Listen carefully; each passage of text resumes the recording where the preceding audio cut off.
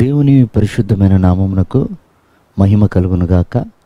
వీక్షిస్తున్న మీ అందరికీ కూడా మన ప్రభు అయిన యేసుక్రీస్తు నామములో నా యొక్క శుభాభివందనాలు తెలియజేస్తున్నాను. ఈరోజు మన దేవుని వాగ్దానం ఆదికాండము 37వ అధ్యాయము 24వ వచనం. యాకోబు తన నడుమున గోనెపట్ట కట్టుకొని అనేక దినములు అతడు తన కుమారుని కొరకై అంగలార్చెను.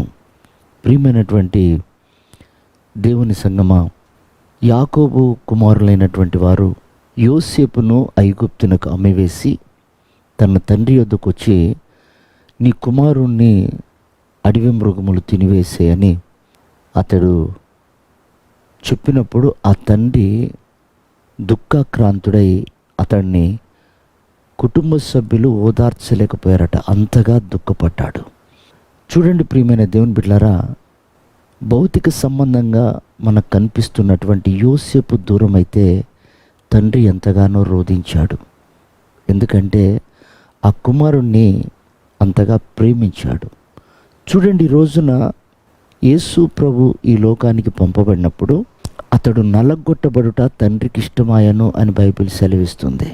అంటే నిన్ను నన్ను ప్రేమించిన తండ్రితో మనం సమాధానం పోగొట్టుకున్నందుకు, తండ్రి ప్రేమను కోల్పోయినందుకు తన ఏకైక కుమారుణ్ణి చిత్రహింసలకు అప్పగించాడు, అవమానాలకు అప్పగించాడు, నిందలకు అప్పగించాడు. ఎందుచేతనంటే మనం తండ్రికి సమీపంగా మార్చబడాలని.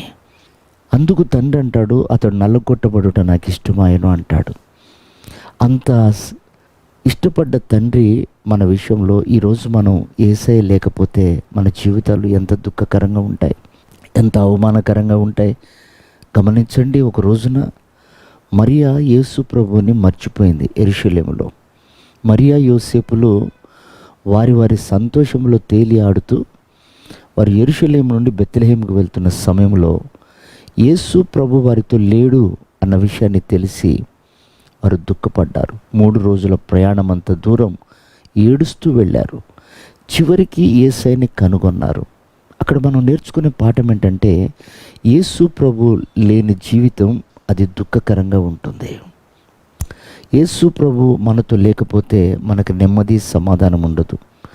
యేసయ్య కూడా తన శిష్యుల్ని 2 పంపిస్తూ, ఎవడైతే నన్ను చేర్చుకుంటాడో వాని గృహం యోగ్యకరంగా ఉంటుంది అన్నాడు.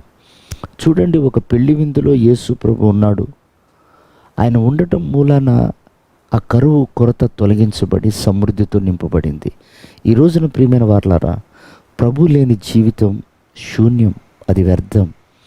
కనుక ఆయనను కలిగిన మనం ధన్యులం కాబట్టి ఆయనను మనం కాపాడుకోవాలి. ఆయనను కాపాడుకోవటం అంటే ఆయన ఆజ్ఞలను, ఆయన విధించినటువంటి కట్టడలను మనం శిరస్స వహిస్తూ ముందుకు సాగాలి.